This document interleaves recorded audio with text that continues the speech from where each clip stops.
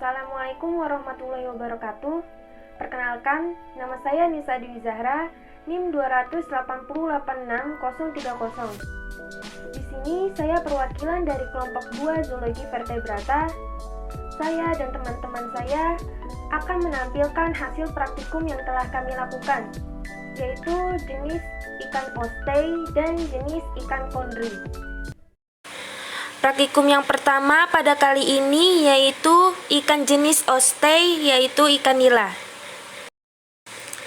Adapun alat dan bahan yang digunakan adalah yang pertama pisau, yang kedua gunting, yang ketiga pinset, yang keempat nampan, dan yang kelima ada ikan nila. Assalamualaikum warahmatullahi wabarakatuh. Perkenalkan, saya Nurul Fauziah, NIM 2008086038 dari kelompok 2, akan mempraktekkan anatomi dan morfologi dari ikan nila. Tanpa berlama-lama, saya akan menjelaskan morfologi dari ikan nila. Morfologi dari ikan nila ada 3 bagian. Yang pertama yaitu caput atau kepala, yang kedua yaitu tuncus atau badan, dan yang terakhir adalah kaudal atau ekor. Nah, caput sendiri terbagi menjadi 5 bagian. Yang pertama yaitu oral atau mulut. Yang kedua ada rima oris atau celah mulut di sini. Kemudian ada favia nasalis atau cekung hidung di sini. Kemudian ada organon vicus atau mata. Dan yang terakhir ada operculum atau tutup insang. Nah, di sini. Untuk operculum sendiri, dia terbagi lagi menjadi 3. Yang pertama yaitu operculare, yaitu operculum yang paling besar, yaitu yang ini. Kemudian ada pre-operculare, yaitu operculum yang lebih kecil, letaknya di sini. Kemudian ada suboperculare yang terdapat di dalam, dan yang terakhir ada radibranchiosteci, yaitu yang berada di dalam sini, yang agak ke dalam maksud saya. Kemudian untuk morfologi dari tubuh ikan sendiri ada 3. Yang pertama adalah gurat sisi di sini. Kemudian ada skale atau sisik ikan. Nah, untuk sisik ikan nila sendiri dia bertipe genoid. Kemudian yang terakhir ada sirip dari ikan, yang terdiri atas sirip tunggal dan juga sirip berpasangan. Sirip tunggal yaitu ada 2. Yang pertama adalah dorsal fin atau sirip punggung ini.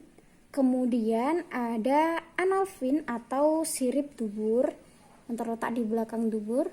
Kemudian ada caudal fin yaitu sirip ekor.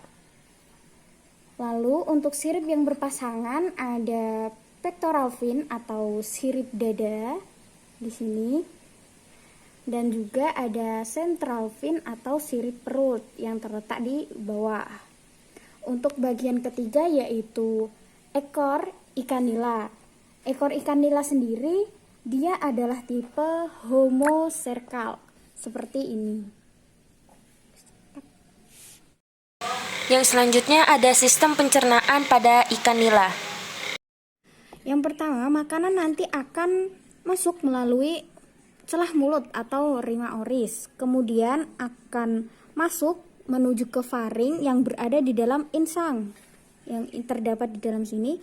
Kemudian ia akan dibawa lagi ke esofagus, yaitu yang berada di bawah faring. Lalu akan menuju ke lambung atau ventriculus, lalu menuju ke usus halus atau intestinum tenue. Kemudian makanan yang tidak dibutuhkan akan menuju ke usus besar atau intestinum crassum. Lalu yang terakhir, sisa makanan tadi akan menuju ke anus dan dibuang menjadi kotoran ikan. Yang selanjutnya ada sistem pernapasan pada ikan nila. Ikan nila bernafas menggunakan insang. Nah, bagian insang tersendiri dia memiliki lengkung insang atau arcus branchialis. Itu yang ini. Ini adalah arcus branchialis. Kemudian Insang juga memiliki bagian yang bernama holobranchia yang terdiri dari satu helai insang yang berada di depan sini. Ini adalah satu helai. Kemudian ada juga henibranchia, yaitu insang yang jumlahnya ada 2 helai yang berada di sini. Dia memiliki 2 helai. Nah, untuk henibranchia sendiri dia kaya akan pembuluh darah. Oleh karena itu, di dalam henibranchia ini terjadi yang namanya pertukaran gas. Kemudian yang terakhir adalah Gir rakers, yaitu alat penyaring pada insang. Dia yang berbentuk putih yang melengkung di bawah. Yang terakhir ada anatomi pada ikan nila. Yang pertama ada hepar atau hati. Hati yaitu yang ini. Kemudian ada kor atau jantung. Yang ini di bawah hati. Kemudian ada kantong empedu atau vesica velea, yaitu yang hitam di sebelah sini, yang berwarna hitam pekat. Kemudian ada gelembung renang atau vesica natatoria, yaitu yang di sebelah sini. Kemudian ada intestinum atau usus yang berada di bawah, di dekat kantong empedu, di bawah kantong empedu sebelah sini. Kemudian ada yang terakhir yaitu gonad atau kelenjar kelamin daripada ikan yang berada di bawah, di dekat anus atau dubur. Di sini terdapat anatomi yang lebih jelasnya. Ada hati, gonad, empedu, usus, jantung, dan gelembung renang. Yang kedua terdapat ikan jenis kondri, yaitu ikan pari. Hai semuanya, perkenalkan nama saya Nafi Anurul Aini dari Prodi Pendidikan Biologi 3B NIM 2008086045. Nah, di sini saya akan mempraktekkan bagaimana cara membedah ikan pari atau bahasa ilmiahnya yaitu Batoideae. Yuk teman-teman langsung saja kita praktekkan. Nah, bahan-bahan yang perlu kita siapkan, yang pertama ada sarung tangan latex. Nah, yang kedua ada gunting, yang ketiga ada cutter, yang keempat ada silet, yang kelima ada jarum pentul, yang keenam ada piring untuk tempat wadah, dan yang ketujuh ada nampan, serta yang kedelapan ada ikan pari. Nah, ini adalah bentuk dari ikan pari ya teman-teman. Nah, ini semua adalah bahan-bahan untuk praktikum. Nah, ini merupakan morfologi dari ikan pari, terlihat dari dorsal atau bagian atas, terdiri dari mata, spiracel, sirip pectoral, clasper, sirip ventral, dan sirip caudal. Ini merupakan bentuk dari ikan pari bagian atas, itu ada mata, kemudian ada yang sebelah kanan ada sirip pectoral, kemudian ada spiracel yang dekat mata itu, kemudian pada bagian bawah ada clasper, kemudian ada sirip caudal di bagian buntut, itu ada sirip caudal. Yang sebelah kanan itu adalah sirip ventral ya teman-teman. Nah, itu adalah bentuk dari ikan pari ya teman-teman pada bagian atas atau disebut dengan dorsal view. Nah, ini bagian keseluruhannya, bisa dilihat sendiri. Nah, ini merupakan morfologi ikan pari, terlihat dari ventral atau bagian bawah, terdiri dari mulut, celah insang, sirip pectoral, sirip ventral, clasper, dan sirip caudal. Ini merupakan morfologi ikan pari, terlihat dari ventral view, bahwa ada mata, kemudian ada celah insang di kanan kiri, kemudian pada bagian bawah ada clasper dan ada sirip caudal. Di sebelah kanan ada sirip pectoral, kemudian ada celah insang, kemudian ada clasper di bawah dan ada sirip caudal. Nah, di situ ini adalah ekornya, di sini juga di bawahnya ada clasper, ada anus. Nah, ini merupakan tampak jauh. Nah, teman-teman, ini merupakan bentuk ikan pari tampak dari bawah atau ventral view, terdiri dari, nah, yang saya pegang ini adalah celah insang ya teman-teman, yang ada di kanan kiri, 2 pasang celah insang, kemudian di atas ada mulut ya, itu mulut ikan pari. Kemudian di bawah ini celah insang. Kemudian di bawah ada klasper sirip kaudal di bawah, dan ada anus juga. Nah, kemudian di samping ada sirip pektoral. Morfologi bagian dalam atau organ dalam ikan pari terdiri dari esofagus, hati, tembolok, pankreas, ventrikulus, usus halus, usus besar, dan anus. Nah, teman-teman, saya akan melakukan pembedahan pada ikan pari. Nah, sebelumnya saya akan memberitahukan klasifikasi dan morfologi dari ikan pari. Ikan pari mempunyai bentuk tubuh gepeng, melebar, atau depressit, di mana sepasang sirip dada atau pectoral fins melebar dan menyatu dengan sisi kiri dan kanan kepalanya, sehingga tampak atas atau tampak bawah terlihat bundar dan oval. Ikan pari umumnya mempunyai ekor yang sangat berkembang, memanjang, menyerupai cemeti. Pada beberapa spesies, ekor ikan pari dilengkapi duri penyengat, sehingga disebut stingray. Mata ikan pari umumnya terletak di kepala bagian samping. Posisi dan bentuk mulutnya adalah terminal atau terminal mount, dan umumnya bersifat predator. Ikan ini bernafas melalui celah insang, gills opening atau gill slit, yang berjumlah 5-6 pasang.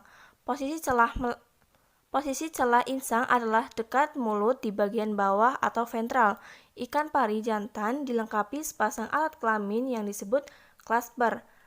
Letaknya di bagian ekor. Ikan pari betina umumnya berkembang biak secara melahirkan anak atau vivipar dengan jumlah anak antara 5-6 ekor.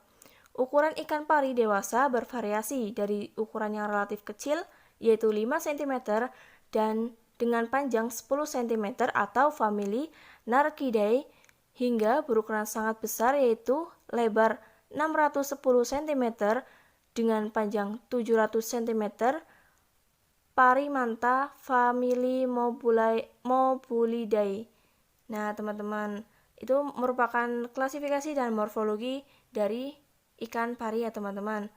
Nah, di sini saya mulai melakukan pembedahan pada ikan parinya. Dimulai dari samping, kita belah dulu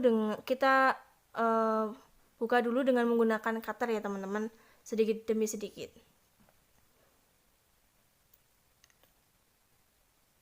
Hati-hati saat membukanya karena bisa jadi organ yang berada di dalamnya ikut terpotong ataupun nanti hasilnya tidak maksimal. Nah, kemudian saya sedang mencoba untuk membukanya dengan menggunakan gunting. Kemudian saya akan tarik perlahan-lahan. Kemudian saya akan rapikan dengan gunting.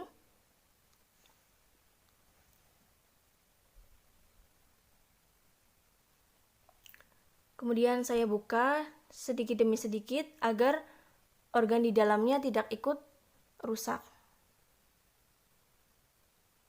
Saya gunting sedikit demi sedikit.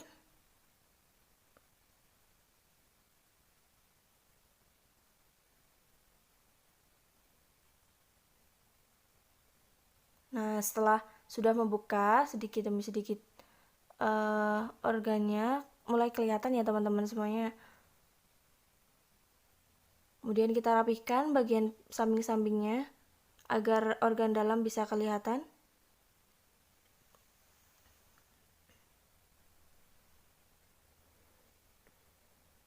Nah, setelah terbuka, selanjutnya yaitu kita rapihkan sedikit demi sedikit di bagian samping agar organ bisa terlihat secara sempurna. Kemudian kita rapihkan lagi dengan cara digunting ya, teman-teman, biar rapi.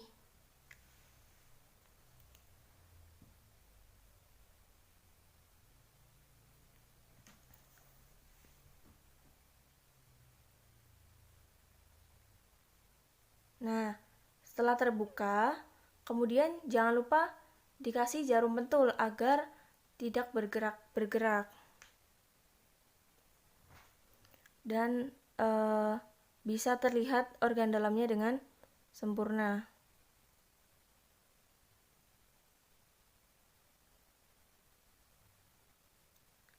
Dikasih jarum betulnya jangan terlalu banyak ya teman-teman, cukup secukupnya saja.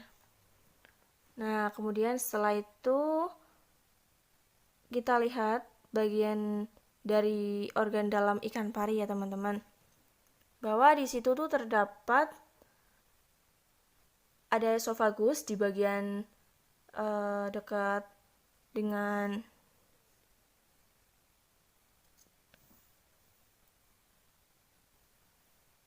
Nah, di situ yang saya pegang adalah hati ya teman-teman.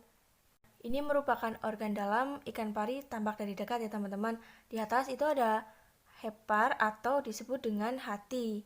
Nah, yang saya pegang itu adalah hati ya teman-teman. Nah, di tengahnya itu ada esofagus. Di tengah antara dua hati itu ada esofagus. Nah, kemudian terdapat juga usus besar. Nah, yang saya pegang itu adalah usus besar dari ikan pari ya teman-teman. Ukurannya besar. Nah, kemudian di dalamnya juga ada tembolok juga teman-teman. Tapi di ikan pari saya kurang terlihat ya teman-teman. Di situ ada tembolok, ada ventriculus di samping sebelah kanan, juga ada usus halus di bagian agak bawah dekat anus. Kemudian ada usus besar yang tadi saya pegang. Kemudian ada pankreas. Kemudian di bagian bawah itu ada anus ya teman-teman. Nah teman-teman, ini merupakan hasil praktikum dari ikan pari. Ada beberapa ya teman-teman, ini tampak dari dekat organ dalamnya. Kemudian di situ terlihat ya ada organ-organ ikan pari.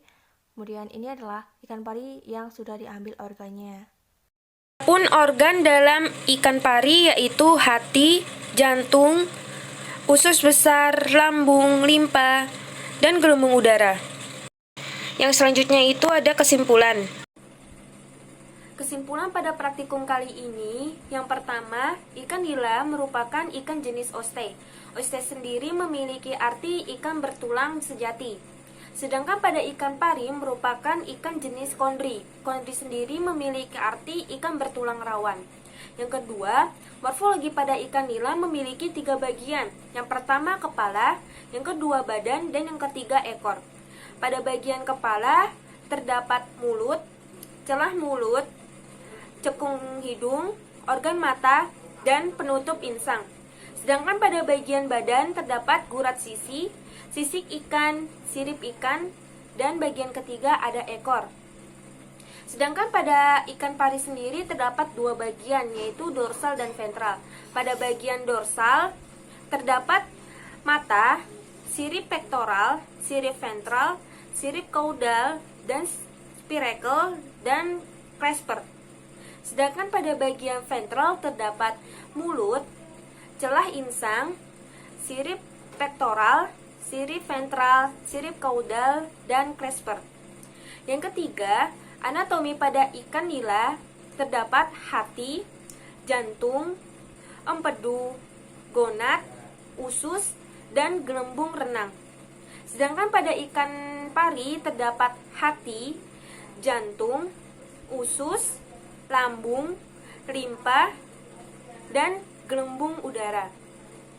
Cukup sekian yang dapat kita amati dan kita jelaskan. Kurang lebihnya mohon maaf.